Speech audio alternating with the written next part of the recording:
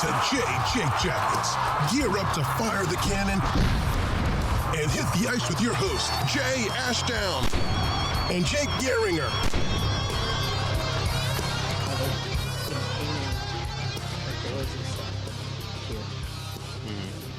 So now I have a black front door. All the apartment doors are black. We're gonna try to work on the walls, I think, at some point. But that's how my last few days have been going, just working and doing this. You know? Yeah. Well, I called it. I forgot. For some reason, I thought you said that it was going to be Avs in 7, but did you call 6? I did not call 6, but okay. Last show I said we're gonna have a Stanley Cup champion next episode, and here we are. Yeah, that's okay. So that's yeah. You did call that Colorado would win the series too. So I did. You deserve the credit. I don't know why. It was pretty hilarious because I don't want anybody to think I was like at all anti-Avs. Right. I picked against the Avs in 3 of the 4 series. Oh, come on now. I picked them to beat Nashville, but I picked against them because I had the Blues upsetting them because really your bracket. And it looked like a pretty damn good pick after the first 2 games of that series. Before Binnington got hurt, it looked like a pretty damn good prediction. Right. But, they find a way to win that series. And then I picked them in the Western Conference Final, not because I didn't like them, but because hockey's a ridiculous sport. And there's one ridiculous series. And I thought that could be it. But we really didn't have any ridiculous series in these playoffs where I was like, how the hell did that team win? Yeah, this playoff was, first of all, I just want to say, oh my God, congrats to the Avalanche, because not only was this team a wagon this year, 16-4 in the playoffs. These guys absolutely deserved it. Every single friggin' one of them. Unbelievable. They just, the regular season dominance we've seen in the past 3 regular seasons, for the first time ever for them, and we weren't even asking for that dominance to transfer to the playoffs. We just wanted to see some resilience and an ability to win those big games, Right. Is that not the best? They just went 16-4. They just dominated. They didn't worry about that. They just dominated. Is that not like one of the best cup celebration photos you've ever seen? Yeah, when Abe Kubel dropped it and everybody's got their own like, oh my God, face on. Yeah. Well, I do want to shout out one particular player that I don't think has been there hasn't been enough light on this player through their entire playoff run. And it doesn't just stem from this playoff run. It extends from a previous one. Oh, I think I know who you're going to talk about. Who? Mikko Lehtonen. Yes. Because, dude, how fucking clutch is this guy? Stanley Cup final winning goal. Sends the Avs to the Stanley Cup final, sent the Habs to the Stanley Cup final. He just scores the big clutch goals. He's almost he's kind of becoming the new Justin Williams, isn't he?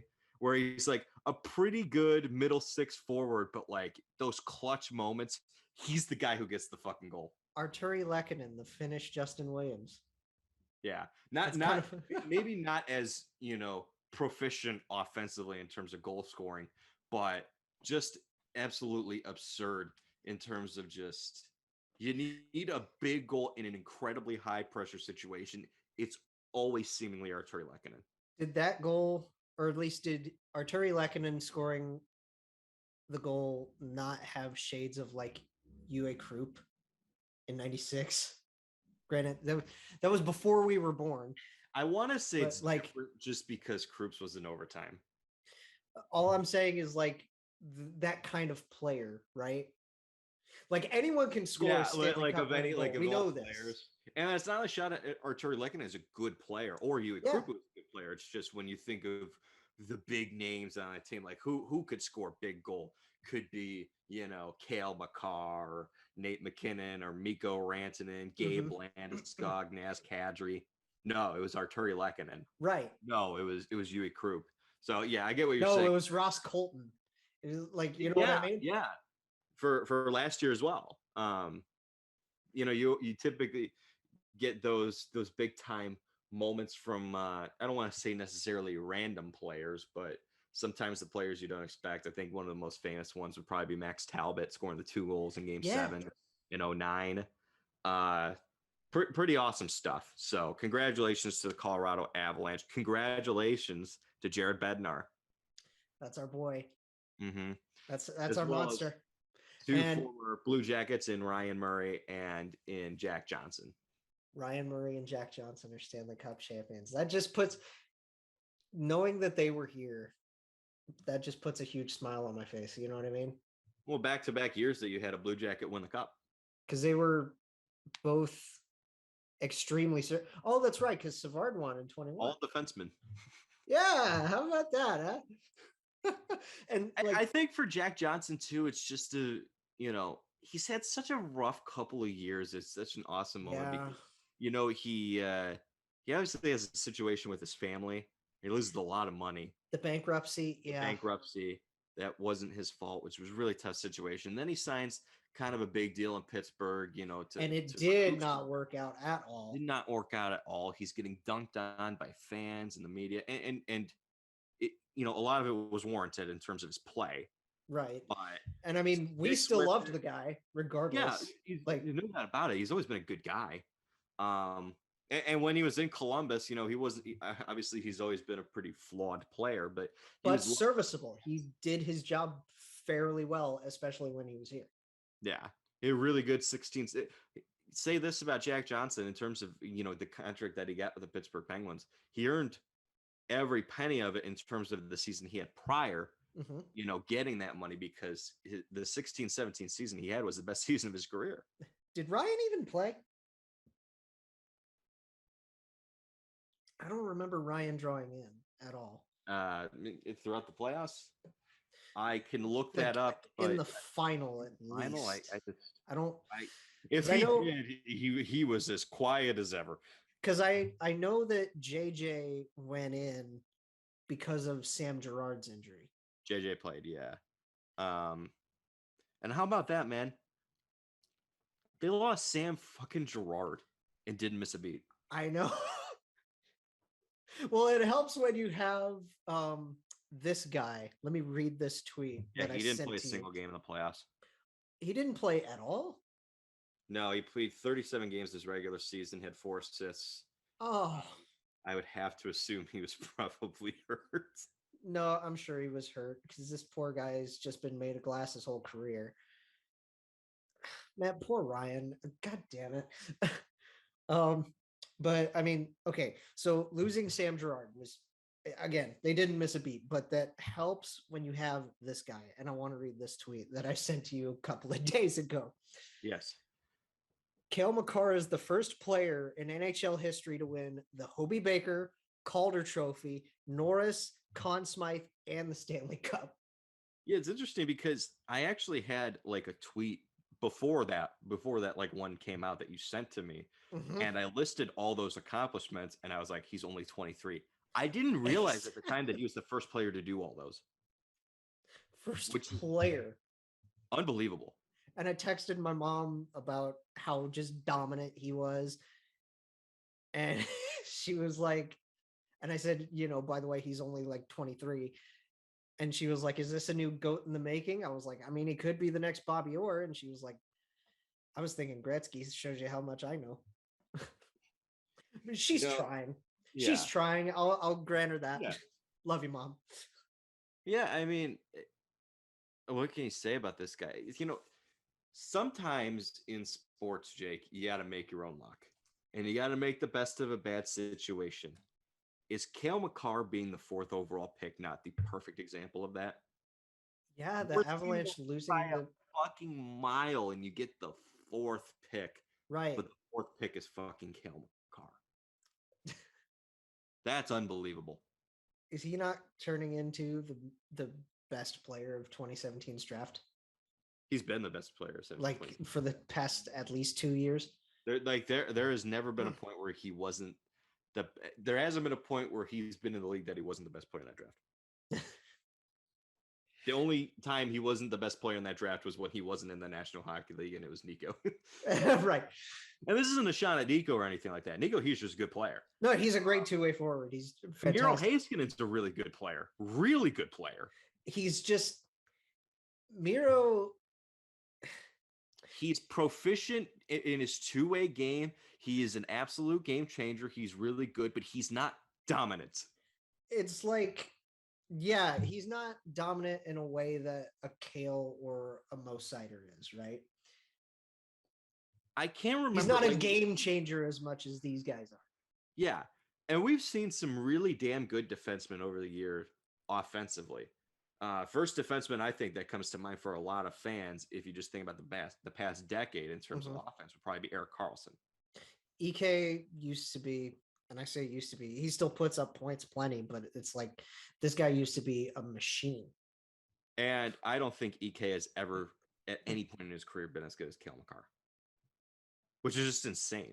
It just goes to show just how special he is and how underrated he was coming up, right? Because he played his junior hockey in this like lower level junior league that nobody really paid attention to. Brooks Bandits, same place that Corson Coleman's played. So well, nice little tidbit. Corson Coleman's is going to be killing. No, I'm kidding. So when you think about the major junior leagues and the development, you think of, the CHL leagues, the Q, the OHL, the Western Hockey League. Yeah, because a lot of guys like to go there first, but the USHL is a pretty decent league for USHL has a good league. Yeah. If they're not with the United States development team, it's a good place for players to go who plan on playing college hockey, which is the route that Cale Makar took. He was drafted out of the Brooks Bandits before going to UMass for 2 years, which was an unbelievable decision because his seasons in the what is it, the AJHL, right? Yes. Which is Alberta Junior. I believe so. I think. We're just purely like he looked like a fourth forward out there. Which is amazing because what does he look like in the National Hockey League, Jake? He looks like a fourth forward. He's a defenseman, and I don't even think he's a fourth forward. I think he's like the second forward. It's ridiculous. I can't I brought up Erik Karlsson for a reason because there's not many defensemen. Like there's a lot of great defensemen. Like Nicholas Lidstrom was great, Right. You think of Lidstrom, Kronwall, so many great defensemen growing up, but like even Sergei Gonchar, but there's not a lot of defensemen you think of as a like fourth forward, as you mentioned, who every time they touch the puck in the offensive zone, they're a threat to score a goal or make a play. Or at the very least jump up. Like, yes, there's a lot of really talented defensemen, but you don't like always really like clench up when, say, a really good defenseman like Ryan McDonough has the puck nearly as much as you do for Cale Makar or Erik Karlsson in his prime. Speaking of Ryan McDonough, we can bring him up next episode because there's stuff swirling today about McDonough that we can get into on like Saturday. Sure. But I think about, some of the most talented players I think I've ever seen in my life. I just can't remember being so threatened as a fan who's not even rooting for a team in a playoff, just being threatened by the sheer just presence of as a defenseman. It's insane. This guy could be a forward, and if he just played like a left wing position, he could absolutely be a 40+ goal scorer. Oh, absolutely. But he's so damn dominant defensively and carrying the puck up, and like he has to be a defenseman. But he can still give you 20 to 30 goals a year. It's unbelievable. Hobie in 2019, Calder in 2020, and then Conn Smythe and Cup and Norris all in 2022. I got UMass to a national championship game. Helped kind of, really, really bring a great culture to UMass. A couple years later, they win a national championship. This is it's hard to explain when you have a kind of player that's this. It's weird that we're not even talking about Nathan McKinnon as much with this run either. Oh my god! Like, think about the players that like get so overshadowed by just the existence of McKinnon and Makar. Right. Like, we've barely talked all playoffs about the captain, Gabe Landeskog, or the right hand man to McKinnon in Rantanen, Literally or his right hand man. yeah, Nazem Kadri. We talked about Kadri a lot for other reasons, but like, But in terms of his production throughout the course of the season and in the playoffs when he is healthy, and in the finals when he wasn't healthy, it's unbelievable what this team has done. yeah. And then you just think about the other acquisitions that they've made too at the deadline guys like Cogliano and Helm and Lehkonen. Manson. Josh Manson was huge. Yeah. Gigantic for them. God, they look, Joe Sakic, man, he just did it right. And then in the offseason also. Did you see Steve's tweet made freezing cold takes? Yes. He talked about that in the podcast, which was hilarious. But also just the acquisition, they traded a defenseman I know that they liked as a prospect in Connor Timmins, along with a first-round pick to get Darcy Kemper. Like Timmins a lot, yeah. And, it's a pretty hefty price for a goaltender with only 1 year on his contract. But guess what? Paid dividends. You want a cup. And, just shout out to Frankie too, like in his part in the run. Like, that is the biggest. I think the goaltending, as much as Cale's dominance, obviously, Cale winning the Conn Smythe is like the most deserving thing ever because he's just that dominant on both ends. But the goaltending is another huge contributing factor to this, and just as much, both of them, right? Like we always talked about, it was the Vasi show with the Tampa Cups, right? Yeah, and the tandem that Colorado has was so sturdy and stable and just a rock form. Mm-hmm. Because, and that's how good Colorado is they were not looking for an A- or A plus goaltender. They just needed a B, maybe even a B plus goaltender because they're so damn good at everything. Mm-hmm. They didn't need a star. They just needed a rock, and they got that in both Kemper and in Francouz. I got to give Kemper a lot of credit. I know his stats weren't super great during the playoffs. Darcy's a UFA, isn't he? He didn't. Yeah, both of them are. Oh God. Oh, they're understand though that like the Darcy Kemper did most of this with one eye. Oh yeah, I heard that he was getting like vision tests between periods. Yeah, like it was just brutal how much this eye injury ended up affecting him, and you couldn't tell. He still put out a good enough performance to win games, but you just got to give credit to Colorado because he didn't have to stand on his head at any different point. Right. His best performance was probably Game 4. Where another guy who I want to read this thing, and I hate cutting you off. No, but go ahead. They tweeted the handout order, and this is the first time I've ever seen them actually post this as a list. Right? I've never seen them do this. I've never seen that either. Which this is honestly really fun to read. Yeah, read it out because I didn't get to see it, so I'd love to hear it. So, basically, when they were presenting the cup this year, Bettman ended up diagnosed with COVID. So it was Bill Daly who had to hand out the cup. I can't remember who it was. May have been Greg Wyshynski, but someone on Twitter was like, "This is the first positive reception." Wow, Bettman's had for handing out the Stanley Cup. Oh my gosh, it sounds like a Wish thing or a Blackburn thing.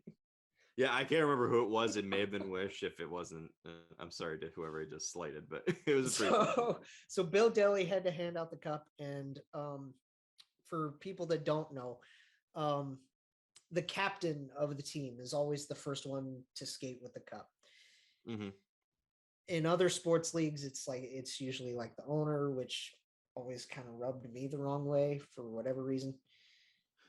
Yeah.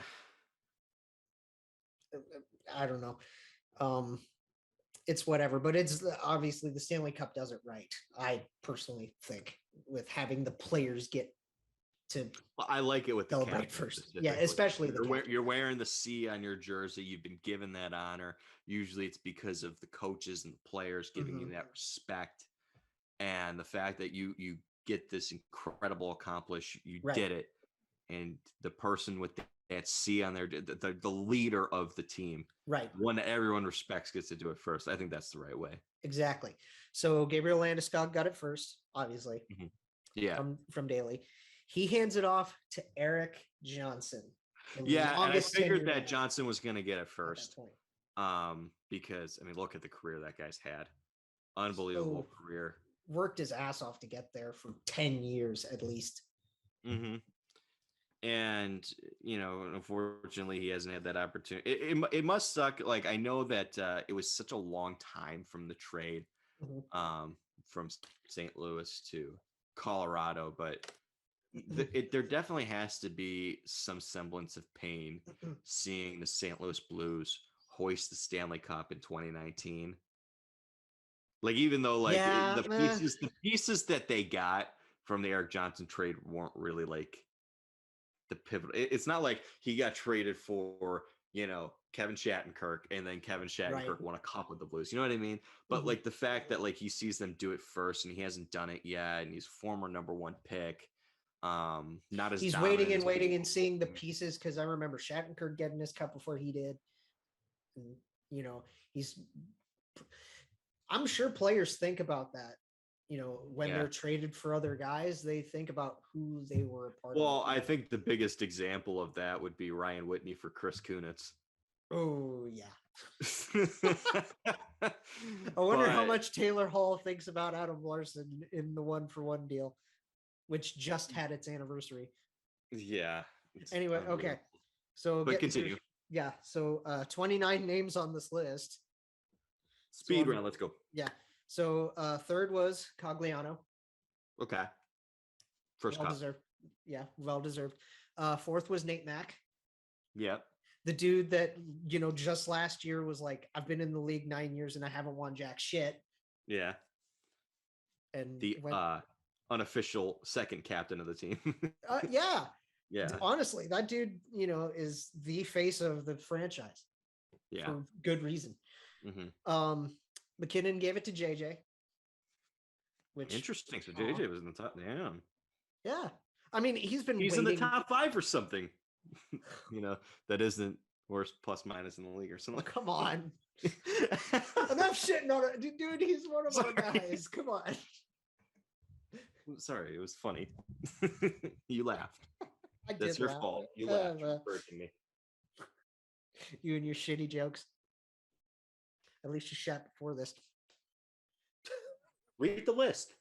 So JJ gives it to Nas. Beautiful. Oh, hell yes. First Muslim player. Yeah, that's really fucking cool. That's really honestly special. Like, we talk about the whole hockey is for everyone thing. And that, as much as it's PR to the league. It's PR to the league, but it's not for the fans. The fans are very much the people who are trying to make that reality. As we should. Yeah, 100%.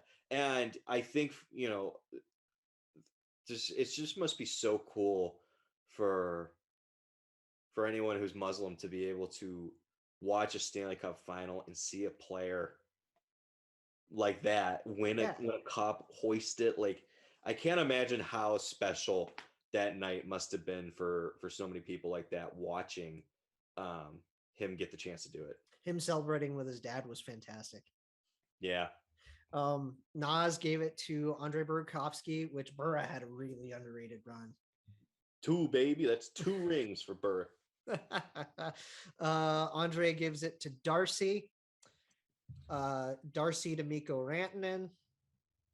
Rantanen to Darren Helm, which 14 years between cups for Helm. That's 2.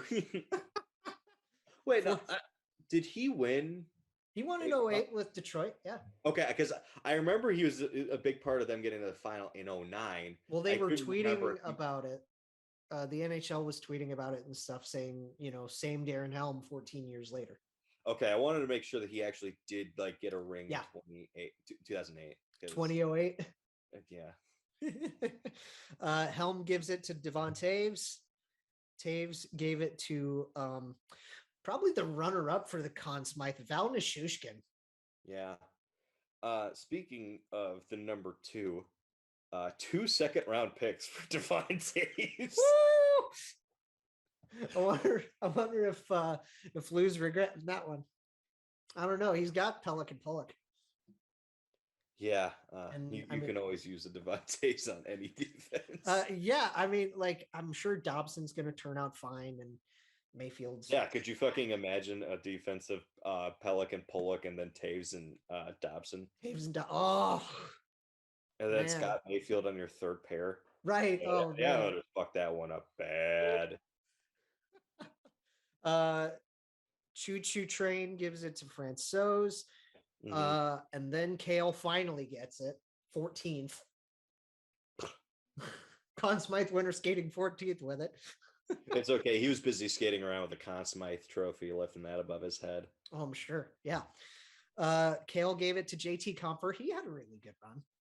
And it's interesting with JT Confer too, because JT Confer was one of the 5 members of the Avalanche on that fucking horrifically bad. Oh, on the 2017 team? Yeah. Right. Ooh. So like it's a really cool part for him because he's always been a very underrated part of that Avs team throughout the course of their rebuild to now this dominant force. Right. And he's a big part of that. He's a very big part of that.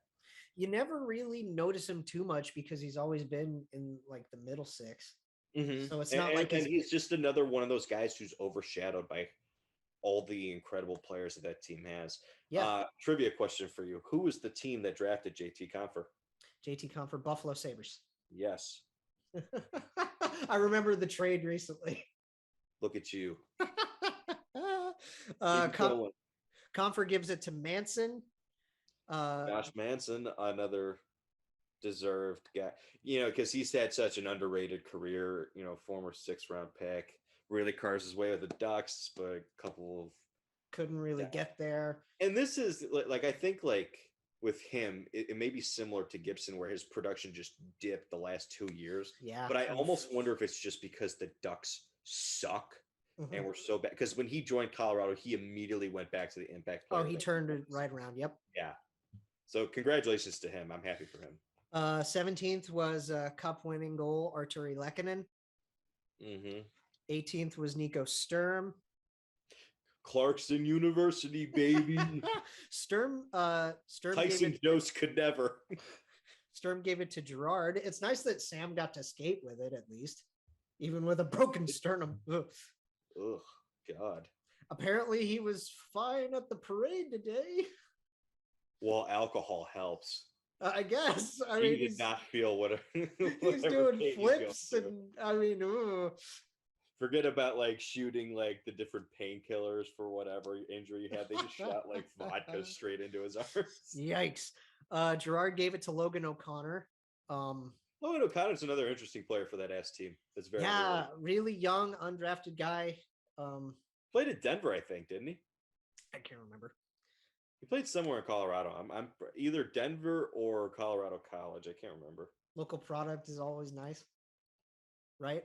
Yeah. O'Connor gave it to Abe Kubel. Nick Abe Kubel gave it to Murray, which good for Rye. Yeah, Logan O'Connor played 3 years at the University of Denver. Rye finally got a ring. That's nice to see. Yep.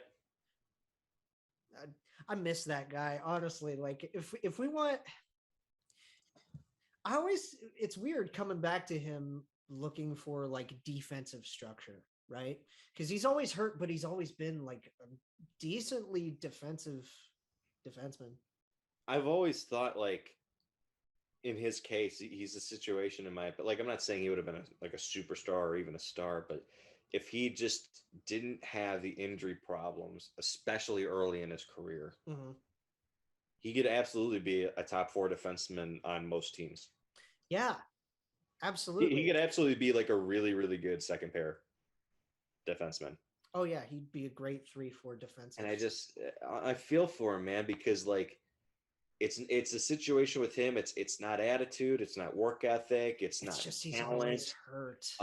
Yeah, it's not any of that. It's durability that really has This poor guy. caused him to not. I hate to throw the word around bust on a guy like Ryan Murray because I like him so much, but you can't 2012 you is can't just help that. but feel that way. 2012 is just that rough of a draft early on, I think. Yeah, because the first good pick was 5th overall on Morgan Riley. Uh, hmm. Yeah, it's tough. It's tough looking back at 2012 for a lot of reasons. Yeah. Ryan Murray gave it to Kings legend Curtis McDermott, whose dad, I believe, is coaching somewhere. Yeah. Um, He passed it to Curtis McDermott, who I knew was a Colorado Avalanche as of 2 minutes ago.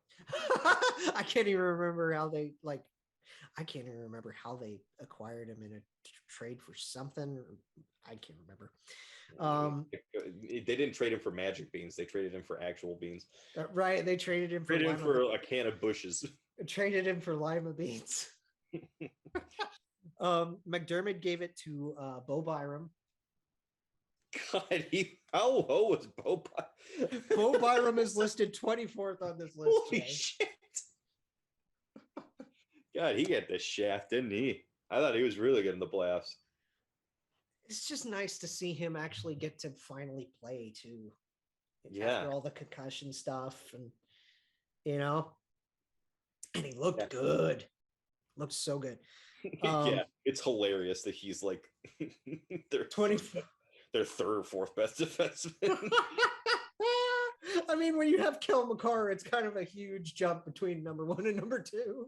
I know, it's absurd. It's ridiculous. Byram gave it to Alex Newhook, another really underrated part of that team. Jesus fucking Christ. Alex Newhook's going to be so He's gonna be so good. They're not going anywhere. No. They're absolutely defending this like no problem. Newhook gave it to Jacob McDonald. Another very underrated player. McDonald passed it to Jason Megna, who is another player that I knew was on the Avalanche.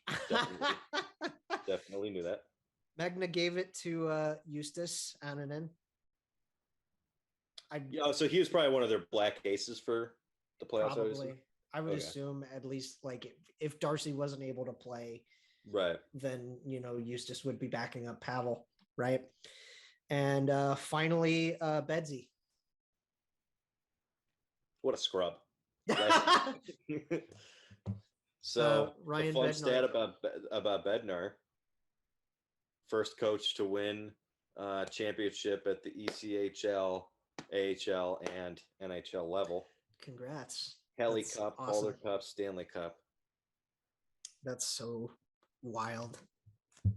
He's such an underrated, like we never really think of him too much when we think of how and you know why we don't? Coaches are, It's because he's the most fucking boring guy on the planet. Because he doesn't give us anything. We often tend to think about the coaches that we can visualize and hear, and sound bites and So like you think of it's not just the sound bites, but John Cooper's obviously a great coach. He's got 2 cups back to back, Stanley Cup final for a 3rd year. But you think of the sound bites with John Cooper, you can visualize him and what he does. He's a great coach. You think about him. You think about Daryl Sutter. You think about Torts. John Tortorella. Yeah. Yep. There's so many different coaches you think of. Paul Maurice. You know who I don't think of is Jared Bednar, and it's because he's so fucking boring. He's just quiet. I don't have a notable quote from him. This is also you can think of some of the funniest quotes of all times from Daryl Sutter and John Tortorella and Cooper, like I mentioned. What is Jared Bednar's most famous quote? I have no idea. Can't think of any. Because he's literally like he's just like the players. They follow the script. He is. Like I guarantee you, like his post game presser after winning the cup was probably like, "This is pretty cool." Yeah. Like, like We- it's we probably battled- nothing to it. Like We battled and we did our thing. we battled. It's a good team over there in Tampa, and we give them credit. And this is good for the city of Colorado. At least with the monotone, you get like weird quippy stuff out of Daryl Sutter's mouth. Oh right? my god, he's the best with it because It's he's so just- damn funny with it. It's so ridiculous. Anyway, yeah. Oh, so huge congrats to the Avalanche, and I mean Yeah. Tampa's going to be back. They're gonna have to make some weird tweaks, man. They are, but they're going to be just fine. I'm not concerned about them. And I also want to mention the credit for Tampa, third straight Cup final in a row, and this may have been their hardest path to a final. Oh, ever. absolutely. This is Because and this isn't to take away from Colorado. Colorado had injuries. Kadri was hurt. Kemper was hurt. Tampa's list though is Tampa's list ugh. is ridiculous. And they didn't even It's list like- anything. I'm sure Victor Hedman was playing through something. I'm sure Stammer was playing through something too. Like some players just didn't get mentioned. But you think of the wear and tear of so many years and so many games in a row playing and whatnot. It sounded based on the report that Anthony Cirelli just didn't play with shoulders. Yeah. It sounds like most of their players just didn't have shoulders the entire playoff. Braden Nick Point, Paul, Braden Brandon Point in his Hagel. quad. Yeah. Braden Point in his Brandon quad, Hagel and Nick Paul were seemingly playing with one leg. Was it Ryan McDonough that had the mangled finger? Yeah, they Ugh. just Just saying mangled finger, and I'm like, no. It's like mangled. Like, what do you mean mangled? Like, I don't even know what to think of that. And literally, it's nobody Google that. Seriously, I haven't either, but like I've been warned. Now you've been warned. Yeah, just unbelievable path for Tampa. They deserve all the credit in the world. This was exactly what hockey fans deserved. We deserve to see the best two teams in the Stanley Cup final, and it's the first time in a while that it genuinely feels like we got that. Yeah, it's nice seeing underdog stories through the Stanley Cup final and everything, but like every once in a while when you get just the best of the best. And it's nice. It's also just nice to see like the teams that do it the right way. Mm-hmm. You know what I mean? Because Colorado, like it wasn't a tank. They were just genuinely bad the year that they got screwed out of the first overall pick. But they didn't. They didn't whine. They didn't cry about it. They did excellent scouting. They got Cale Makar. They made Right. that Duchesne trade, and they're able to get Bo and Byram out of it, as well as Sam Girard and other pieces. They go out, they get Val Nichushkin for cheap. Mm-hmm. Right. They Oh make a yeah, trade. they got him in it. They get Andre Burakovsky. They invest the draft capital to get Kemper, like I mentioned, to get Manson at the deadline, Cogliano, Helm. They just did it the right way. You think about Mikko Rantanen as a star. Doesn't to say Which like he is. but like it's not like they tanked for him either. They got him 10th overall, which 10th Right. overall is not a bad draft pick, but not a lot of 10th overall picks end up being as good as Mikko Rantanen is. Right. It's weird how the first 10th overall pick that my brain defaulted to was Slater Cuckoo. Ugh. Well, Going back to 2012 again. Anyway. And then also, trading Tyson Berry and Alex Kerfoot to get Nazem Kadri. It's just them being smart and Joe Sakic making was wise decisions. just Same with Tampa. just amazing. And I mean, These we are knew two of the Julian smarter teams. Brisebois is an extremely smart general manager. We know this, Believe it. obviously. Yeah. I just love to see these two teams invest in the best of both because I'm a big analytics guy. It's funny how a lot of it started with the Duchesne trade too, Yeah, 100%. That may be one of the best trades ever. because they got the pick for Byram in that. They got Sam Girard in that. Mm-hmm. They got other pieces. They got like a 3rd round pick that they used to get on it in. Yeah, So they made off like bandits in that trade. But I just think so many teams are hoping for tanking, and I get it because if you tank, you can get a Shane Wright or Uri Slavkovsky or in the future Connor Bedard. We'll probably have more like draft Yeah. preview in a week. But for me, like I think about like as close to the draft as we can have, we'll have an actual draft. Yeah, and we'll go into detail about some of these guys. But for me, like I think about two organizations that have bought into analytics, but haven't strayed away from the traditional visual hockey aspect. sense. You need to have a balance. I'm big on analytics. Yeah, analytics we do know that for sure. They're not the end all be all, and they never will be the end all be all. You need a balance, and these are the two teams that have figured out that balance the best because analytics didn't say they didn't speak highly of Josh Manson the last 2 years, but they saw he's still a good player, and he can fill a role that's different than what he was doing in Anaheim. On this team, he could be our third pairing defenseman. Right, not our because first. We already have Cale Makar and Eric Johnson. So if he plays a third pair role, lesser minutes with a different partner on a team that plays this kind of style, he can be really good again. And he was. And they just make those moves. And same with Tampa. And that's, to me, why these two teams are just so head and shoulders above everybody else. They know when to fill the right spots with the right roles.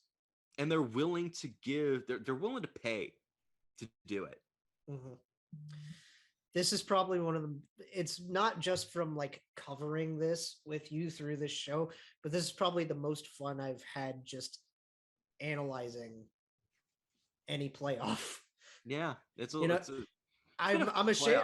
I'm ashamed that I didn't get to watch any of the final games just because I was working. But like, man, it's been a really fun season, and now we're gonna go in off-season mode and have some more fun with that. Off-season number. How wild is that? This is the episode of twos. Everything's twos for some reason. By the way, we've got like another month-ish, like 3 weeks until we actually reach a full year of doing this thing. It's crazy. We'll be going on year 2. Friggin' wild, man. I love it. Speaking of the wild. Yeah, interesting deal. This Kevin Fiala trade, man, that broke yesterday, which the SDP guys didn't get to talk about. Yeah, I think it's an interesting deal. In the fact that so the trade breakdown is the LA Kings sent their 19th overall pick along with Brock in this Faber. Year's draft. Yeah, in this year's draft, along with Brock Faber to the Minnesota Wild for Kevin Fiala. Now the situation here is that Kevin Fiala is obviously a restricted free agent, or was, and the Wild, because of their cap situation with buying out Parise and Suter, along doesn't that kick in next year? Right. Yeah, so they're in a little bit of cap hell, and teams knew that they had to trade him. There was no situation where they could keep both Kevin Fiala and Matt Dumba. And while I think Fiala is a better player than Matt Dumba, they have more weapons offensively than they do assets on defense.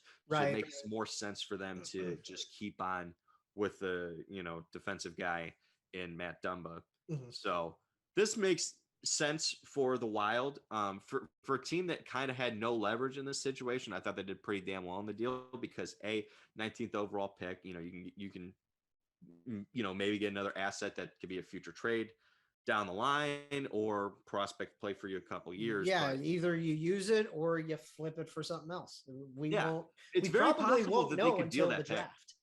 I think it's very possible the 19th overall pick can be flipped for maybe a cheaper player that they can utilize. Or moving up. Or moving up, or moving down. There's a whole bunch of things that they could do for it. But for me, I think the really cool aspect here is they don't have a lot of depth on defense in terms of their prospect pool.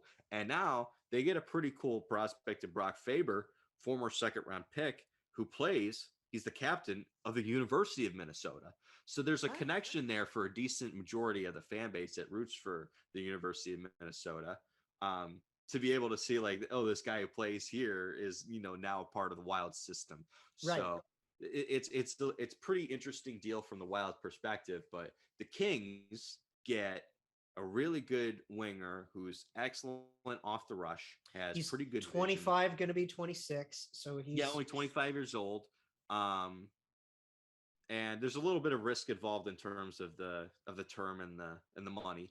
They immediately signed him to a 7-year, 7.9 average extension, which is what 55 plus $1 million, like Yeah, I 55 and want to say change. 7 years, 56 million around that It's area. like 55 and a few thousand and change.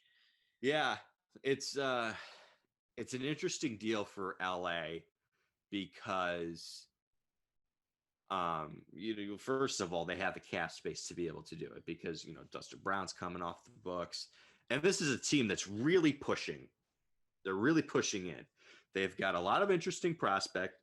They've been rebuilding the last couple of years. This is a team that's on the rise, that's starting to push towards I don't want to say like a cup run next year, but year away from being Couple a year years, away. let this deal tells me that after seeing what Trevor Moore can do, after seeing what Phil Deneau did, after knowing what they have in Victor Arvidsson, and Anze Kopitar. Kopitar's still going to be, Anze Kopitar. I can see them like bringing in a Turcotte and giving Byfield more time, but then like allowing a guy like Fiala in there just adds to this mix of like, okay, we're ready to come back into the hunt, right? Yeah. And that's Rob Blake's, I want to say, splash move. We all know Rob Blake. It's not an all-in push. It's just it's a planting of a flag of we're here. Yeah, Rob Blake and Luc Robitaille are two guys, managerially that love to make one splash that's maybe not the biggest splash, but something that gets people talking. Yeah, and they did that last offseason, as you mentioned, with Phil Deneau. And Arvidsson.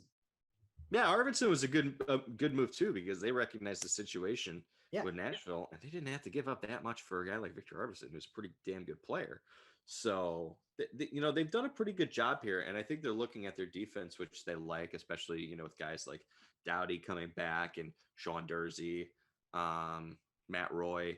Grundstrom. They like what they see in terms of that. So they want to add some offense to it because they've got some pretty solid guys, but I think they want a little bit of a splash here. My only question about this moving forward is I wonder where this leaves them in terms of the Alex DeBrincat rumors, because I don't think they're out of that either. We'll have to see where the Brinksy rumors go, because like a lot of the DeBrincat talk is still just talk. Yeah. And personally, obviously, I don't want to see him go. And as of now, I can't see him leaving. As much as I think Chicago will probably go like full on rebuild. He's gone. I don't know. I'm still pretty confused about that, My opinion of Alex DeBrincat is it is guaranteed he will not be a Chicago Blackhawk in 24 months. Okay. So at least there's a window. Not dealt this offseason, he's going to be dealt next offseason. But like I said, I think part of the reason they want to trade DeBrincat is because you can get a little bit more for him because he's got a little bit of term on his contract. And he's coming off a really good season. And two, they don't want to win hockey games right now. I mean, no. Yeah, Connor fucking Bedard in this upcoming draft. There's going to be a lot of teams that don't want to win games. A lot of teams that, we never really think about not wanting to win games anymore, because it's like you think about teams like that are, coming out of heydays in terms of like Chicago or a Boston. Right, Boston's in really weird territory with that. Yeah, they're not going to be in Connor Bedard territory, but maybe a team like the Sharks, who've been so good for the last like decade plus, who are now kind of in that position too. That's interesting with Chicago, but that's just the direction I see them going in. But yeah, I think I think the Fiala move in the long run, in terms of just adding more scoring to that Kings roster, is a really nice addition. I And think it's a very smart calculator risk. There is risk to it, oh but yeah, there's absolute risk because it goes until he's what, 33? and maybe not so much in terms of the term, but more so in terms of the money up front, because a lot of people are looking at it like, oh, he's got one season of really great production. I would argue he's got three because they're not as notable. The two prior to this year weren't as notable because they were short seasons. But if you Right. do his points per 82 games the last three seasons, he's averaging 74 points per 82. Okay, and then he broke out with the 85 this year. Yeah. So I would make an argument that like he wasn't performing at this level that we saw this last year, the two seasons prior, but not far. So, I mean, if he produces at a 74 point, or if he just continues that rate Mm-hmm. as a member of the LA Kings while making 7.9, that's pretty damn good. Where do you think he plays? Do you see like Left. He's going to play left wing to so like Kopitar and, whoever they want to throw up on that top line. maybe Victor? Probably Victor. Maybe Alex DeBrincat. Anyway, yeah, good trade. The Hockey Hall of Fame class came out the other day, and this one's a fun one. Mm-hmm. This one's a really fun one. A lot of guys from like later in our hockey watching, right? Yeah. So as players go, we got Henrik and Daniel Sedin, because obviously they have to go in together. Right. There's just no way around that. They have to go in together. 100%. And now they're in the front office with the Canucks, which is really fun. Right? Yeah. And then adding to that, you have their buddy from 2011, 2012. Funniest guy on Twitter. Funniest guy on Twitter, Roberto Luongo. Yeah. The best line in hockey, Luongo, Sedin. Yeah. Pretty awesome. I mean, Roberto Luongo was an unbelievable goaltender. Mm-hmm. The Sedins were a great duo, so I think it was deserved for all three of them. It's really cool to be able to see these guys that you rooted for growing up and just enjoyed watching now in the Hall. Mm-hmm. Because so much of growing up in hockey is like, oh, like I heard this player was great, so cool that they're in the Hall. But now we're getting into that territory of like, I watched these guys in the 2011 final. Right. I watched these guys for so many years be great. We saw Roberto Luongo really not that long ago with the Florida Panthers. Yeah, just in his second stint with Florida, he was still putting up so really good numbers. Really like amazing performances. Mm-hmm. So adding to that, we have I want to shout this one out first. Riikka Salinen, mm-hmm. Finnish women's player. Mm-hmm. Right? Yeah. I don't know too much about that side of it personally. Right. But I mean, they try to do at least one woman on the ballot. And I'm not gonna lie to you. Like I think we're gonna do one woman. Like I think they should do more. Yeah, I'm not sure why they have like a little bit of a like cap on it. I think that's kind of ridiculous, but still, like congratulations. Like no, absolutely.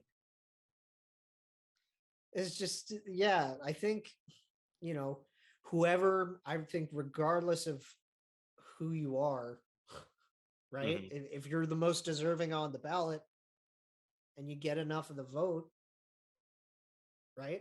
Yeah. So, hopefully in the next couple of classes, maybe we'll see 2, 3 at least. Right. I'm trying to think. So we also got Daniel Alfredson. Yep. Guy that was Alfie a lot. Can't wait until his line mates Jason Spezza and Danny Heatley get in. Man, I wish I was, like into NHL hockey around that time. Right. because just hearing the stories of how dominant that pizza line was. It was. So here are some stats for you for Rika Selene. I wanted to look these up because they're ridiculous. Okay. So in SM Sarga, I think that's how you say it. Her career over in that league, 135 games played, 201 goals, 194 assists for 395 points. Oh my god. That's video 52 game. penalty minutes. Where's the discipline?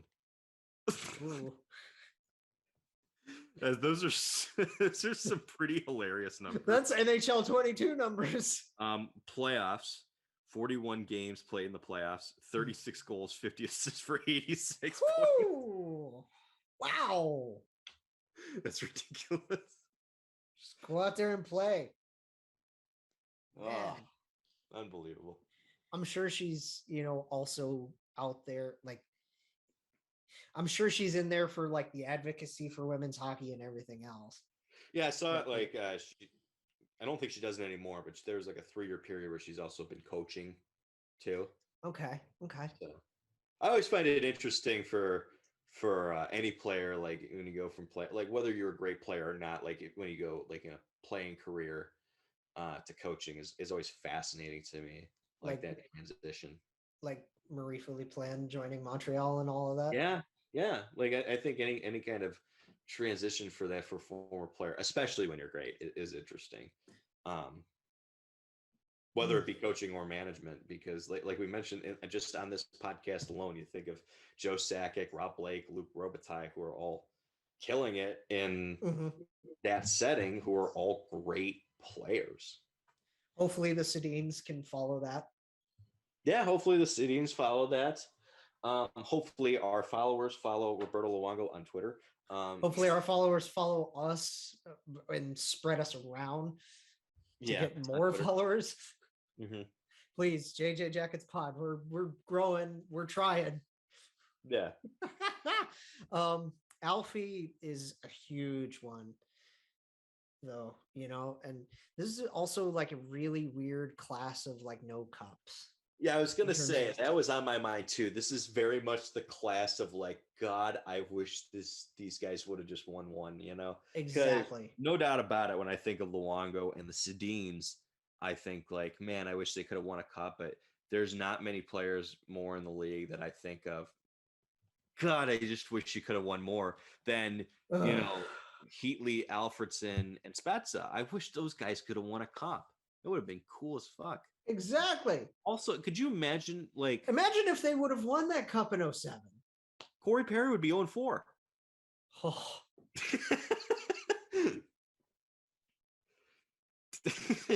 I don't know what to say about that, because that's mean. Like, he was great in that run. It's like, we don't. Okay, I love Corey Perry. We know what kind of player he is, though. I do too. God damn. You got to admit, it's pretty fucking funny. God damn! Wow, that's harsh. I don't think it's harsh. I think it's just funny. Like, I feel like Corey Perry has to laugh about it too. He's probably I'm sure he has aware enough to laugh about it. Like, I don't hate Corey Perry at all. It's just it's funny for like any athlete to go through that, because it's not like he's the problem. I mean, he's just at this I forgot to mention that off the top guy. too, because it was like third straight final for him, right? Yeah. And he's on the losing end again. And this time it was like, if you can't beat him, join him. And is he cursed now? What the hell is this? I mean, he's already got a ring, so I would say the answer to that is no. It's just the funniest. And part of the reason it's so funny is because two of the teams that he signed with on a 1-year deal were not teams that were expected to go to the Cup final. Right. Dallas wasn't supposed to go that year. Montreal certainly wasn't supposed to go that year. Right. The only one that he signed with that was supposed to was Tampa. Uh-huh. So, I mean, if I'm a team that's like a fringe playoff team, I would sign Corey Perry.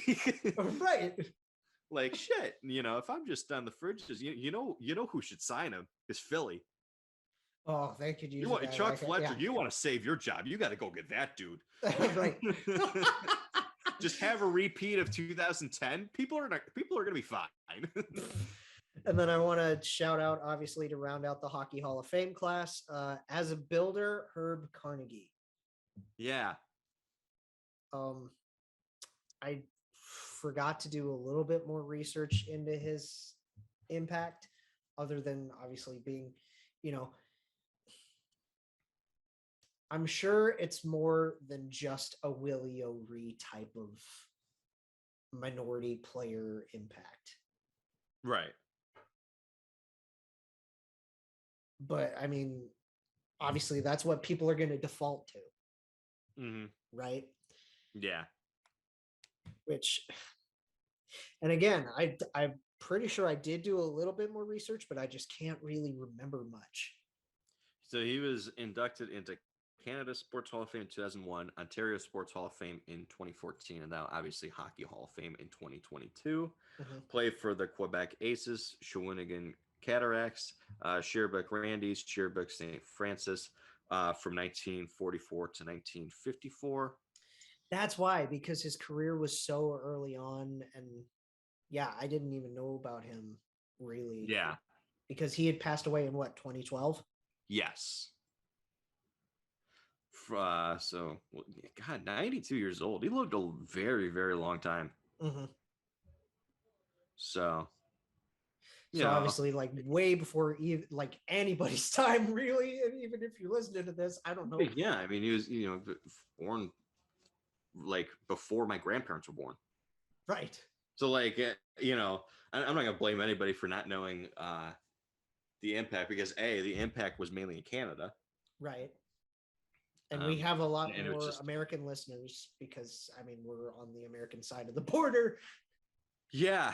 And also just in terms of how long ago it was, it's hard for us to know the impact about it. But I think it's important for people to educate themselves on it. So and I mean, it's really cool that he gets that opportunity. Us included, Yeah, 100%.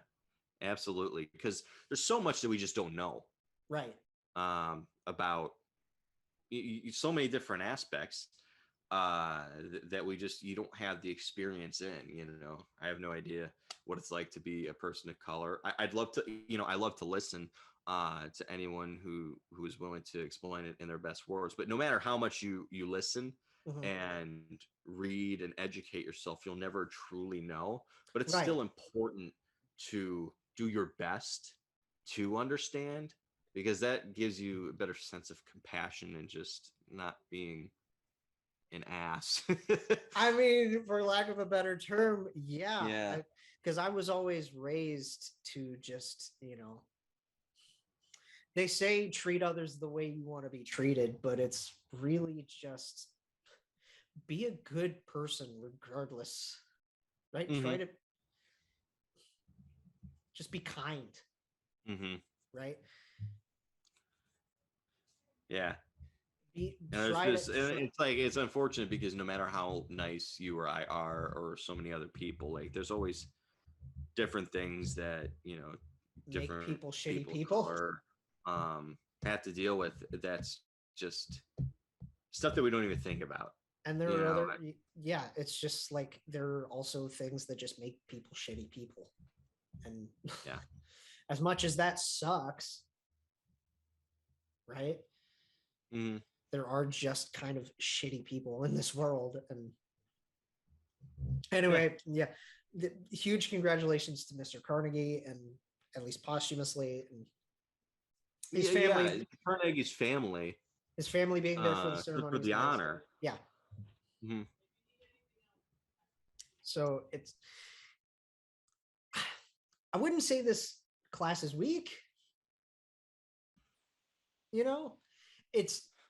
It's not weak. I think it's lacking like a true legend.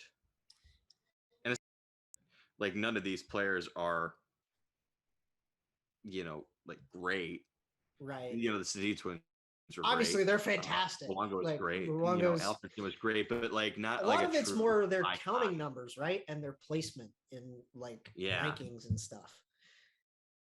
And then there was also a lot of arguments, especially over the last few days, of like, why are we still waiting on guys like Alex McGillney? And McGillney and Elias are the two that just boggle my mind that they're not in.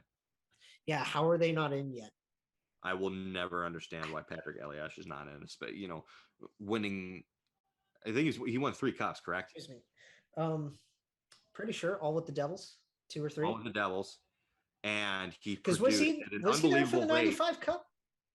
I want to say he is, yeah. Did he like play? I can't remember. I'd have to look I want to say he was a significant part of it, yeah. I'd have to look at like the career video that Shannon did again. But I want to say he like at least in the regular season played like just a cup of coffee, and then he was a huge part of the cup run. Are you looking it up right now? Okay, so no, he was a 2-time Cup winner. 2 times. But, okay, so he wasn't in '95. but over 1,200 games played, over 400 goals, over 1,000 points, and mainly in the dead puck era. Right, and 400 goals mainly in the dead puck era. Is that not the equivalent of what's the magic number? At least 500-600 to get locked into the Hall of Fame. Yeah, and he had 1, 2, 3 official point per game seasons. He had 96 points in the 2001 season.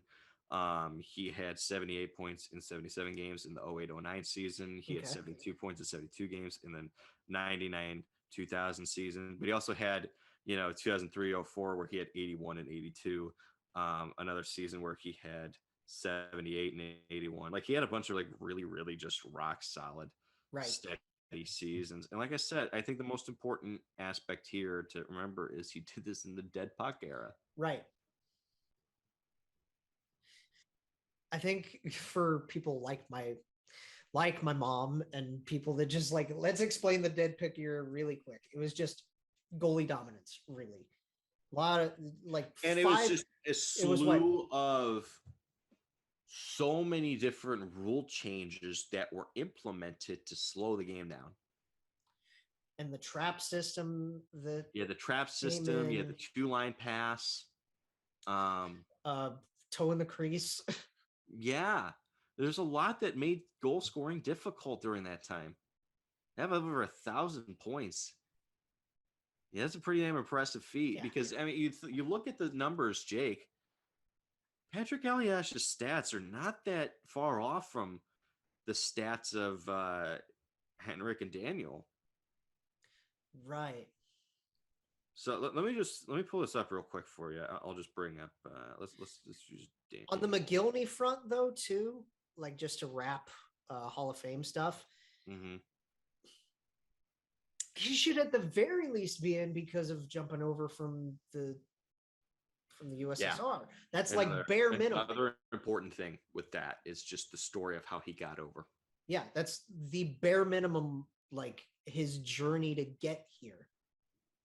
Okay, so here's an interesting thing. Okay. Over 1,300 games. Okay. So more games for Daniel Sedin, okay, than Patrick Elias. Didn't have 400 goals. He had 1,041 points.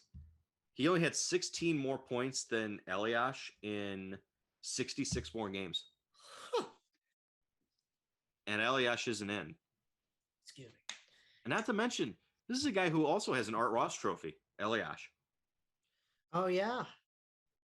Daniel doesn't have that, does he? He does. He has one. Oh, he does have one. Got it in 2010, 2011. So, like, you look at it, like, okay, so, very similar, like, almost identical careers. Except Elias has 2 cups. Right. He's got the hardware. He's got the point production. Yeah, like, I mean, if Daniel Sedin is a Hall of Famer, and Henrik's numbers are pretty similar too.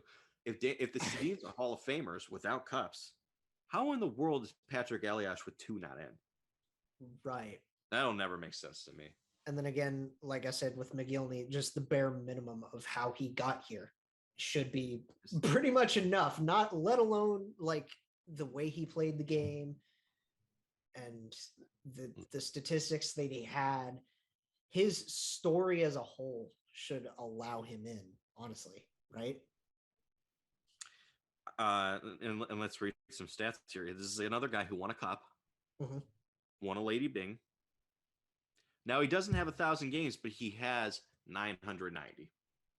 Okay, which is and he has more goals than Elias and the Sedins. He had 479 or 473, along with 559. Dude, this guy was over a point per game player for his career. He has 1,032 points in 990 games. Said 990.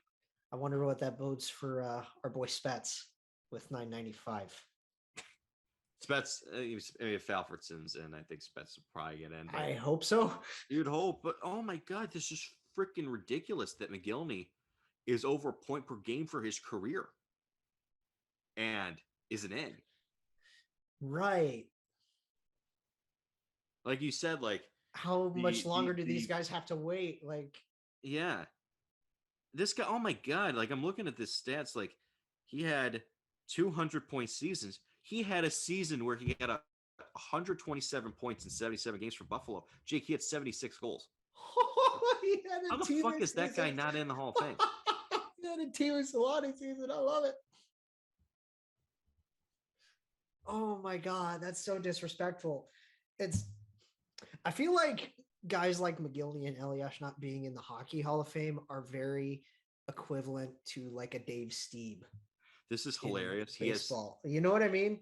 This is my favorite Alex McGillney stat because he had 3 seasons of 40 or more goals. One of them was 43, one of them was 55, and one of them was 76. Woo, boy. That is quite the range. But yeah, I mean, it's ridiculous that McGillney's not in. Does my question not, like, seriously, is this not the equivalent of like Dave Stieb in the Baseball Hall of Fame? Yeah. Yeah. It's so weird. I would say so. I mean, because it's like you have these guys that are so dominant that won, at least got rings, right? Yeah. Because I know Dave Stieb didn't play, but he got his ring in 92, right? Yeah. And then he just didn't reach, I think. I recently watched the Dorktown. If you didn't catch that, right. I think his like comeback is what their reasoning was. His comeback in the late 90s is why, like, that extended his eligibility out further. But I don't know what it is about McGillney and Elias. Like, how? I think we need to start campaigning. They need to eventually get in because it's ridiculous that they're not. Yeah. But this class is a very good class. Let's just enough with that. I'm happy. I'm satisfied with it. Yes. Yeah. So taking a hard turn, we've got a lot of sponsors for the like, when are the World Juniors going to be reheld? Like August, September? That's a great question. I think it's August, September, something like that. But there continue to be, and August 9th. August 9th. Okay. First of all, shout out to the always amazing Katie Strang, because she kills it with this all the time. Yeah. Coyote stuff, the Blackhawk stuff, and now this. Yeah. She's the one we always come back to because she's always on it. Right? And she does such a good job with this. We have an ever-growing list of sponsors that are at the very least financially suspending operations with Hockey Canada for. It's important to over the 2018 scandal. It's important to understand the distinction. They're suspending it. They're not expelling it. They're not dropping them entirely. They're suspending it. I want to make sure that people understand that, because I think it's a very, very clear situation of what money can do and the power money has, and how money can really create change. And there are a lot of big companies here. A lot of really big companies, not just in terms of just the revenues, but what they mean to Canada specifically. You think of Canada. Right. Let me read this list. Yeah. So it started 2 days ago, I want to say, with Scotiabank. Scotiabank, yes. And then I read Tim Hortons. Came the next day. TELUS. You're really quiet. Yeah, I'm just. I don't know. Your uh-huhs were like really weirdly quiet. Anyway, so we had TELUS, Imperial. Imperial Oil under their Esso branch, Canadian Tire, and then just like today, at the very least, like this morning, we had Swiss Chalet and the Keg, and I'm sure there's plenty more to come. Yeah, and this is, creating the change that you want to see. The second that you stop, this is them saying, "Hey, we want to see change. We want to know if we're going to continue investing in you, that you're going to take a stand against this, and that you're going to inform your players, that you're going to make sure that you're taking care of this delicately, and that you're not taking it lightly." Companies taking a moral stance by rescinding finances. Yeah. And I think, in a situation like this, you're Hockey Canada, you have no choice but to respond. So, because like I said, this is a situation, like they're not expelling it, they're just suspending it. They want to know if they continue their funding, Right. that they are, investing in a program that is clean. Right. I applaud them for it. I applaud these companies very much for that, for how seriously they're taking this, because this is the change that we need to see in hockey. It makes me wonder what companies are next. Like, we know that obviously they're feeling it in the pressure cooker right now, right? Yeah. They have to be, with the amount of companies that are coming out over the last few days. Yeah. To, take this stance. I wonder if Rogers sponsors them. That's one thing I was reading in the chats in Discord earlier. Like, TSN owns these rights to broadcast the World Juniors, right? Mm-hmm. So if Bell, if Bell, Rogers, etc. Like, yeah. like what's the deal with, like, what happens at that point if they are funding them, if they pull out of that? Because that's a lot of money they're missing out on, especially Bell. Yeah, because Bell holds those broadcasting rights, essentially, right? I don't know. I wouldn't say Bell's gonna say, we're not going to broadcast,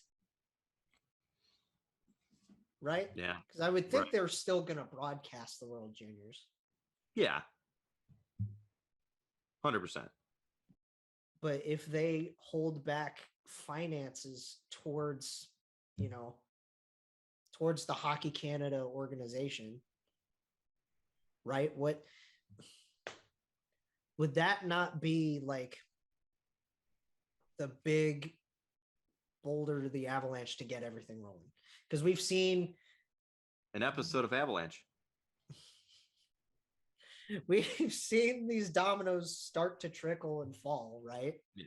So, according to financial information posted on the team's website or the organization's website, about 27% of Hockey Canada's funding comes from corporate sponsorship. So that's a big chunk of their funding comes from these organizations and companies that are saying that we're not going to give you a dime right now. Right.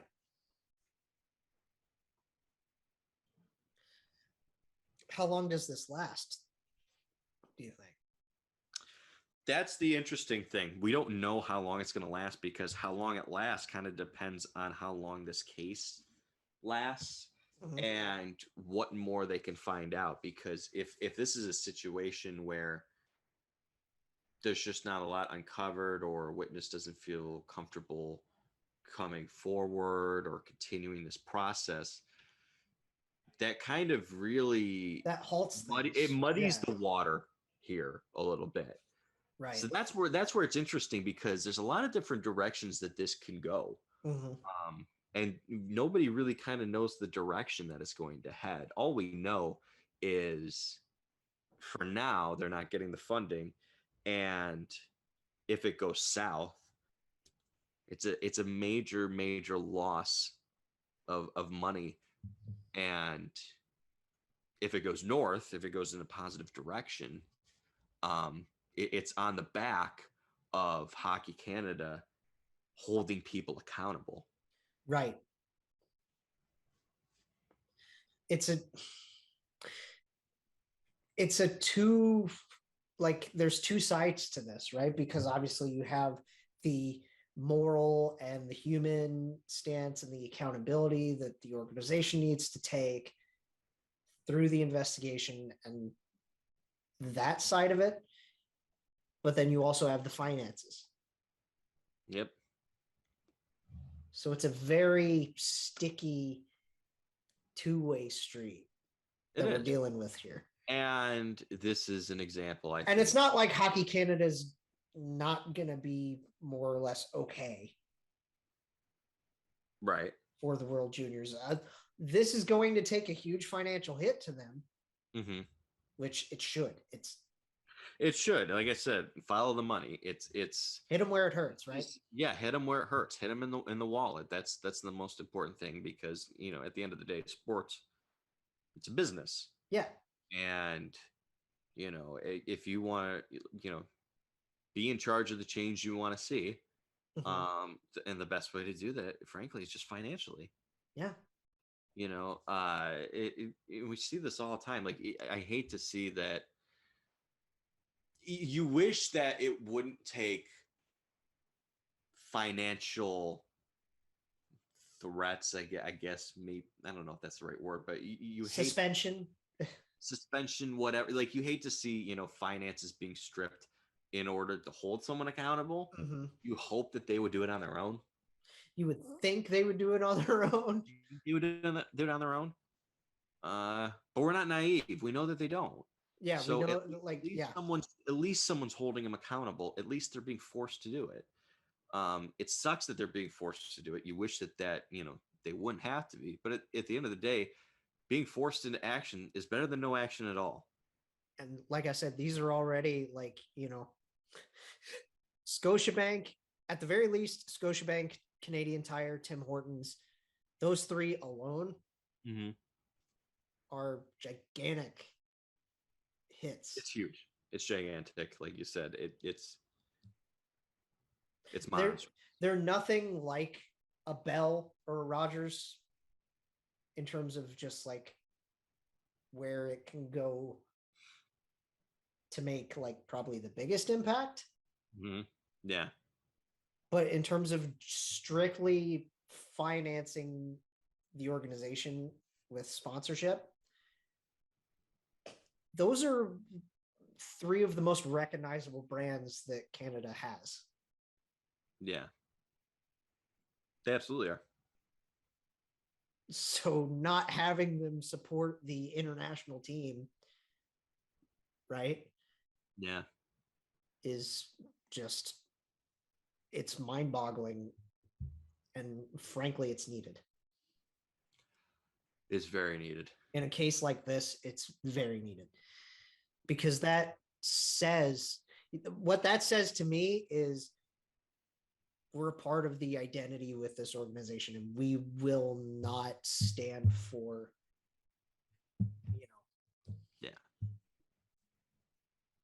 if they're going to represent this side of it, then we're not going to offer. Yeah. Because at the end of the day, whatever you financially fund, you are representing. Right. That's just, even just because you're not the one who did the action or covered up the action, et cetera, you're still involved, whether you like it or not. And I'm trying to think of a good comparable, right? I would say the biggest comparable I can think of would be any corporation that's shelling out money to, say, any political candidate who's controversial. Just in terms of the accountability of sure, you're not the one who's doing the action that is deemed, controversial. You're directly giving the money to that person. So whether you like it or not, you do represent them in a way, or better yet, they represent you in a way. Yeah, that's a good way to put it. I think that's more so just the comparison I'm trying to make here in terms of like Hockey Canada represents these companies that invest the money in them. Mhm. And these companies want to know if they're representing them and receiving their funding, that it's going to be a good, clean organization that gives a shit about this because the PR aspect of it is so Mhm. important. Right. I think that's the best way that we can say it. Yeah. Um, I don't know how to get out of that, but I'm sure all I can say is keep it coming. I Yeah. want to see I want to see more sponsors pull, and I want to see big sponsors pull. I agree. I kind of want to see what would happen if Bell pulled their funding. At the very least, their funding. That would be interesting. You know? That would be really interesting. Yeah, that would be that would be probably the straw that breaks the camel's back, right? That is the equivalent of hitting the red button, hitting the panic button for Hockey Canada. They're like, oh shit. Right. Oh god, that is, we talk about hitting them where it hurts the most, which is the wallet. That's the equivalent of someone hitting you in the teeth, knocking a couple of them out, and then taking your money. Right. We'll see where this goes, man. Hopefully we'll have like an answer in terms of hopefully in the next like couple of weeks we'll know more where the investigation itself is at. Yeah. But in the meantime, keep these sponsorship polls coming. Like this is a huge development in this. The Bruins are making news again. So where are we with this? I just wanted to talk about the multi-year extension to Don Sweeney. Oh god, okay. They didn't say how many years. Yeah, they're ashamed to say how many years. Here's how I will say it. Boys Club decides to extend member for no reason, despite how upset it will make fans, because Boys Club will Boys Club, and organization is stupid because of Boys Club. Man, and I'm already like, I've been trying to keep up with the head coaching stuff, and David Quinn again, still the front runner. There's a couple of guys that I'm sure Sweeney and Neely know that are also in that mix. Yeah. But David Quinn's still the front runner there, more or less. I've actually heard in the last, like, I want to say probably 4 to 6 hours that has shifted to Jim Montgomery. Has it? Which I actually think is a very interesting hire, if that's the case. Because I liked him as a coach. I didn't have any problems with him in Dallas. And his situation with Dallas ended not because of his ability to coach, but because of a life circumstance. Right. And we're glad that he's okay now. I'm rooting for him. I've been hoping that he would get another coaching opportunity because I do think he's a good coach. Isn't Bob Murray going through the same thing? Yes. But I don't think we'll be seeing Bob Murray again, mainly because of his was a lot worse plus age.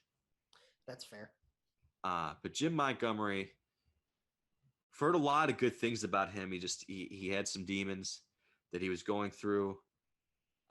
Really thrilled that he has found a way to get over it and really deal with it head on. Not just for the betterment of his career, but for the betterment of his life. Yes. And which is just a really good thing. But also, he's done a good job as an assistant for the Blues. So I think that would be a good fit in Boston.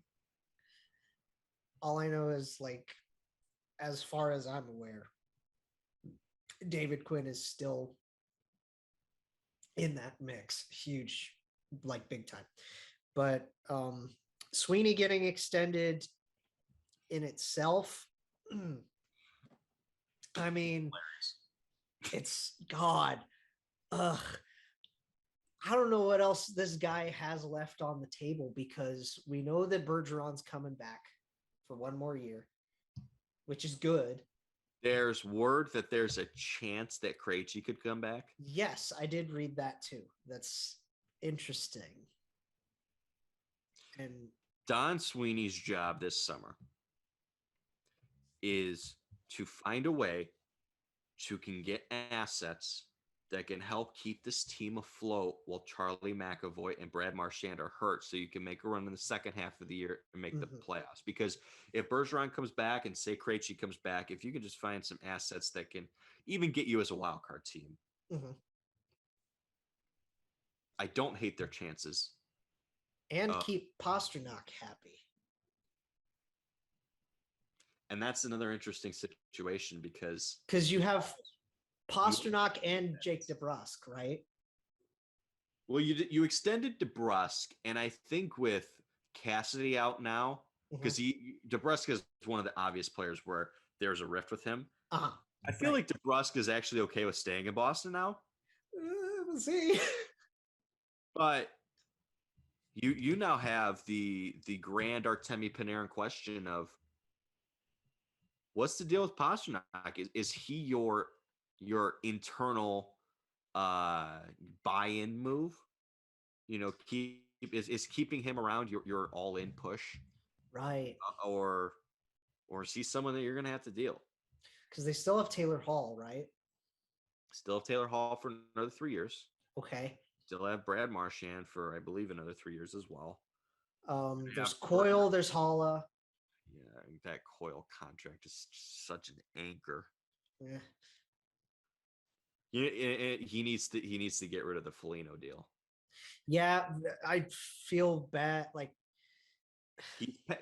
we love Nick, but Nick's past it. He's not a fit.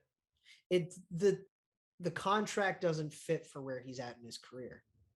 Nowhere close. I hate to say it. I'm just not sure how much of an NHL player he is at this point. And it's nothing. Look, he was an awesome guy in Columbus, and he was. We love him for many reasons. The type of style of hockey he plays doesn't last a very long time. You know, it's lasted him a pretty good while. Isn't he 34, 35? He's getting in there. Yeah, and that's I think where the end of a career is for a guy who played the way that he does. You know, those kind of guys don't play until they're 38, 39 years old.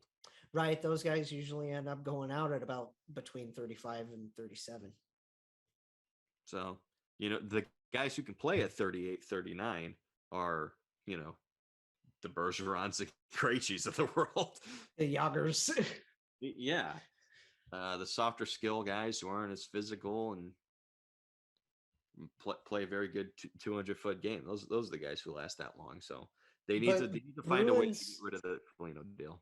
Bruins hockey is some of the more just the branding of Bruins hockey is so physical.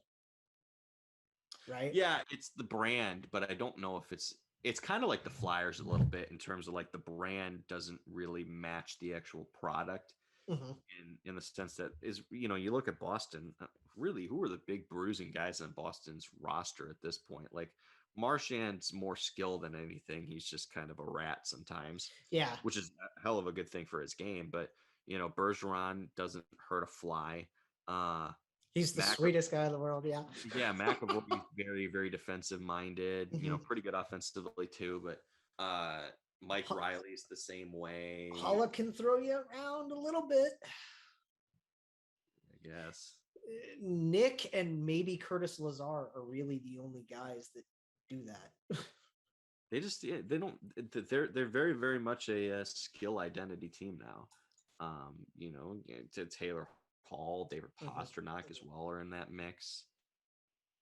Jake DeBrusk. Yep. So and that's their identity. And Nick Foligno doesn't match that. To be honest with you, like in my opinion, if you're the Boston Bruins and you want a player like that, that's a guy you get at the deadline. So that's not a guy you sign to a longer term deal when he's nearing Yeah, Twilight. deal for I didn't get that Foligno deal when he signed. I'm not even gonna lie. I thought he was gonna sign for like a 1 year like league min deal in Minnesota or Columbus, and then I saw like, oh, I understand why he signed in Boston because they gave him a lot of money for no reason. Exactly. He chased one more bag, right? Yeah, which good for him. I don't Oh blame yeah. him. And I mean, he's coming back. We know he's retiring here anyway. Yeah, So it's like, what, go make your money, Nikki. We love you. exactly. And all I can say is good friggin' luck to Don Sweeney. Because I mean, more good luck to the players. Because like, how do you deal with this? You know, there's some situations where I look at it and I'm like, oh, you're climbing uphill. Uh-huh. Don Sweeney has to climb Mount Everest with an outward motor blowing in the opposite direction on his ass. Wow, that's, I can always count on you to have like some weird ass, some crazy friggin' analogy. But he ain't got a snowball's chance in hell of surviving. He just doesn't. You But and your creative analogies, Jay Ashdown. So here's an old topic that like we've talked about privately. We've talked about this for years. Kind of just everywhere. LeBreton's back. yes, I want to end on LeBreton because like for the Senators, this is huge. this is gigantic. And I don't want to come off as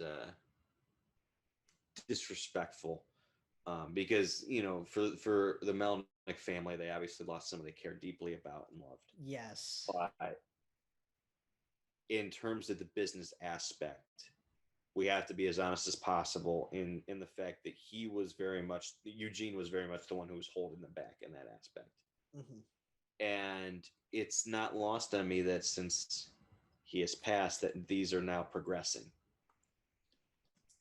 So LeBreton Flats is actually going to more or less become a thing now. Mm-hmm. They're going to get their arena deal done. They're finally going to go downtown. Yeah. And, that's more or less confirmed that it's finally happening. Uh-huh. And that's a positive thing for the Senators. They'll get a newer, more updated, modern, fun arena. But more importantly, they're bringing the product to the fans. Right. It's going to be more accessible. It's the same damn problem that, Florida has in Sunrise. It's the same damn problem that the Tampa Bay Rays have. It's the same problem that Arizona's going through currently right now. This is a big win for them. This is a very huge win. A huge step in the right direction for the Ottawa Senators organization. Does that mean, though, obviously we know that it's more or less in the hands of like a couple of Eugene's advisors and kind of his daughters? Yes. Do you think they're going to sell? Is the big question, right? Case, I would guess yes, but not as soon as people realize. I think that family wants to do right by Senators fans, mm-hmm. move it to a place that makes sense, get an arena deal done, and I think they want to see the finished product and have the opportunity to profit a little bit off of their investment before selling. Right. I think I could see them selling 4 years down the line. We'll have to see, how long this arena takes to develop, to build, to open. Obviously, it's going to be in LeBreton, where there were the initial rumors ever since what 2017. Yep. Well, And- and I was listening to Kurt. I think I want to say it was Kurt McLean talk about it. That was originally where the Senators organization wanted to go when they came back, but the owner at the time in '92, when they came back to the National Hockey League, owned the land to where the Senators arena was built currently. So it made more financial sense for that owner to put that arena there, and you're able to get the draw just because they're so brand new and people love hockey in Canada, and they had some successful seasons. But of course, over time, you lose the with the way the city developed around it, it's it dies. Obviously, you change ownership, and it leads you to the situation where you are today. Canada's so far out of the outskirts of downtown. Yeah. Obviously, I don't know Canadian geography as much, but I know the complaints. I know what fans, have been complaining about with this, right? Yeah. And it's just, you don't want to drive all that way. Mm-hmm. It's like if Columbus didn't have the arena district, right? Right. Well, I think of Cleveland in terms of just location. Like, how many people do you think would go to Cleveland Guardians games if it wasn't in downtown Cleveland? Like, if it was just like a little bit west in a suburb. If it was in like Lakeview or something.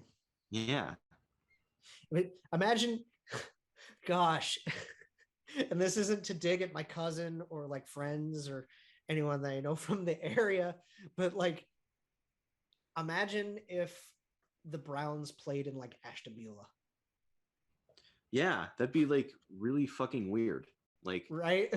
Another team that's going through this, along with a whole bunch of other issues, is Washington, the Commanders. Oh, okay. Like, what, they're playing in Landover? Is where their stadium's at? Yeah. They're not in fucking DC. Yeah, they're in Maryland. So like the fuck? Like, I mean, that opens up a whole other can of worms because it's Dan Snyder, but exactly, and that's why I say there's other things going on. But like, that's another situation where it's like, bruh, like what can we? Like, you're smart in certain ways. Like, can you be smart in this way, please? Mm-hmm. Right? Yeah. Can you make like actual sense for once? Yeah, make a logical decision for once. Right. Life. And this is so good for Sens fans. Yeah, I'm excited for Sens fans because that's a fan base that deserves it. It really is. Yeah, I mean, look at what the team is starting to build. Look at what Pierre Dorian's doing. Yeah. Right? He's actually being able to do his job now. Yeah, I'm gonna tell you, man, it's been a good month for Senators fans. This is like the second best news that they've gotten this month, behind Pierre McGuire getting fired. They also hired a couple of guys for AGM positions. Yeah. Today, which, gosh, one of those names, sadly, no, it's escaping me right now, but it's like a notable name. It's somebody's. Oh, you know who it is? Who? Rick Bonus's son Ryan is going to be like a pro scout. That's pretty cool. Yeah. And then they promoted another guy who was already like their amateur scout, and he's going to be doing more with that. What do you say we end the show the way that we usually do, with some underrated players? Oh. Let me underrated players. Let me add that to the list here just to wrap things here. Underrated list. I got mine. All right. If you got one, go. We mentioned him earlier. Mm-hmm. Noah Dobson. Noah Dobson this year played 80 games. Mm-hmm. He had 13 goals, 51 points. Is projected WAR percentage is WAR percentile, 86%. Oh, His goals per 60 was 84%. Primary assist per 60 was 78%. Penalties, 93%. wow. Yeah, he's developing pretty damn nice on the island. They're doing a pretty good job with him. Very, very talented offensive defenseman. I'm excited to see what he does next year. I thought he had a pretty good year this year, very underrated as a result of that, because you also got, as we mentioned, Pellick and Pollock in front of him. And yeah, but and he's got- Mayfield for whatever reason. yeah, Mayfield's also pretty good. No, I mean like Mayfield just being ahead of Dobson. Right. No, in the lineup. So like just in terms of like, you look at the players who and Chara too, because why? Nostalgia. Chara's an interesting case too. Chara and Jumbo Joe are interesting cases because they're both pending UFAs. Chara's 45. They both should go to retirement. And Jumbo's going to be 43 in just a couple of days from now. Yeah, and they both had incredible careers, and neither of them can skate anymore, so they probably should stop playing hockey. But I love them; they're great players. 10 points in 34 games for Jumbo, and they've both been on 1-year deals. If they retire, I'm just pulling this off of a screen grab I had. They'll each leave tied for third in NHL history in seasons played with 24. Jesus. Jumbo is sixth all time in games played with 1,714. Chara's in seventh. He leads defenseman now, 1,680. And Jumbo is also seventh in assists and 12th in points all time. Amazing. Those guys are wow. Those two were drafted the year the year before and the year I was born. Yeah. Jumbo Joe, I think, is the prime case of patience with players, especially guys who are drafted very early, because he was the first overall pick, as you remember, in the draft. Do you know how many points he had his rookie season? Like 5. He played 55 games with the Boston Bruins in 1997-98 and had 7 points. And then next year, 81 games, 41 points. Okay. All right. 1 games, 60 points. And then 72 games, 71 points. There you go. On and on. Just unbelievable player. Yeah. 4-time All-Star, won an Art Ross in 05-06, won the Hart. Should have got his cup. Over 1,500 points. That's another one of those guys that should have had his cup. Like Bobby Lou and the Sedins, right? Yeah, him and Marlowe. Sedin twins with Luongo. We are fortunate that Chara got his in 20. Yes, and obviously they're both Hall of Famers. No question. Oh, God, no doubt. But speaking of the actual underrated players friggin' list, mine's going to go to a guy that's going to have some issues this offseason. Anthony Duclair. Okay. In terms of his production this year, in the regular season, he played 74 games. He had a 31-goal season. Awesome. Mm-hmm.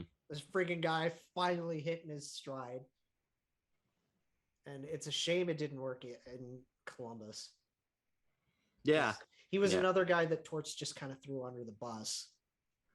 Threw him under the bus, ran him over. Oh, God. 31 goals, 27 assists for 58 points. And then in his playoff run, in 8 games, he had 3 points, 1 goal, 2 assists. He was a +4. I love his stats. His J Fresh card is hilarious. Yeah. Even strength offense, 92%. Finishing percentage, 79. Goals per 60, 79. Primary assist per 60, 97. Penalties, 89. Competition, 88. Teammates, 74. His offense this year, expected goals for 89%, finishing at 93%. And then his expected goals against his defense, 2%. I mean, he played on the Panthers, dude. No, I know. I don't criticize guys like that when their offense and overall game is so like good. Like if their defense sucks, He like played with Lundell and Reinhardt. that's just so fucking Like- funny. Like the disparity between offense and defense. I'm pretty sure he played mostly with Lundell and Reinhardt this year. Anton Lundell's going to be really good. He's going to be amazing. And the reason I say like he's going to have a tough time of it, you know, he if I can find this very quickly. Oh my goodness. Oh yeah. So this injury he's got is really going to hold him out. Probably like throughout this whole, because he's a UFA this year too. They got to make a decision on if they're going to bring him back. Is he? I thought he's got extended. I can't remember if he got an extension or not. I'm pretty sure it's up. Yeah, that's what I thought. He got a 3-year, $9 million deal. Does that kick in this year? So let me go. Can you look at that? I'm very, because I thought. So he signed it this past off season, so he's under contract next year and the year after that. Okay. All right. Yeah. So this is the interesting thing with Duclair though is with this injury, I think what the Panthers could do is they could map out his timeline in terms of his return. He could be a guy who gets maybe a late surgery and they use for LTIR purposes this season. Oh, that'd be interesting, especially that's the Florida thing to do. Yeah. That's a statewide move. Mm-hmm. Julian knows all about that. Yeah. So time for old Bill to get his chance with that. Yeah, because I mean, if you could put a guy like that on LTIR, that might give you the opportunity to, if you can move some money around, you can bring back a Mason Marchment or a Claude Giroux. Well, they're also thinking about Bob as a potential money move. Yeah, that one's interesting. But that's, we can talk about that at a later time. But honestly, I'm so happy for Duke to like finally get, Yeah, I'm happy that he's because he went. But I'm sad that this happened to him. He went from being a journeyman through Arizona and New York to he goes to Columbus and obviously towards shit the bed with that one. He's just the natural case of, man, the talent's evident. Who is the one who can bring it out of him? Yeah, and I would say DJ Smith turned out to be that guy. I was gonna say, like, we need to give Ottawa credit here. Yeah, because it's not like he finally figured it out in Florida. He figured it out in Ottawa. Exactly. So a lot of credit goes to DJ Smith and the Ottawa Senators for doing that. And then he goes to Florida and cashes in, and he gets to play with friggin' Barkov and Huberdeau, and even when he's not playing with them, gets to play with Anton Lundell and Sam Reinhart or Sam Bennett, Mason Marchment.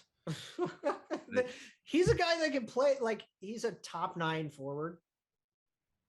On the Panthers. On the Panthers. He's a top 9 he's on a the top Panthers. 6 forward on a lot of other teams, I think. Yeah.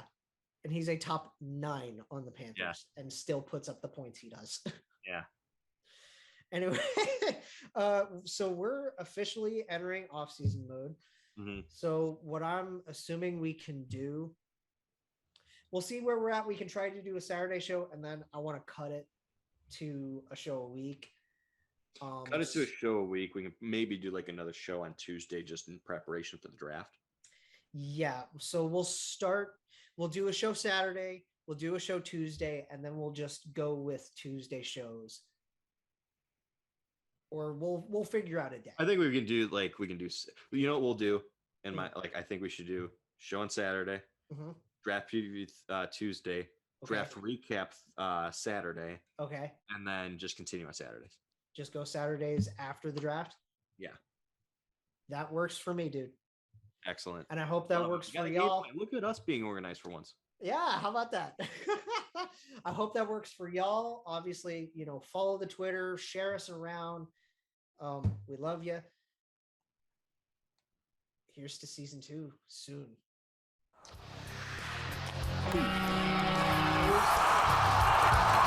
Jake Jackets, a podcast for fifth liners and all puckheads around.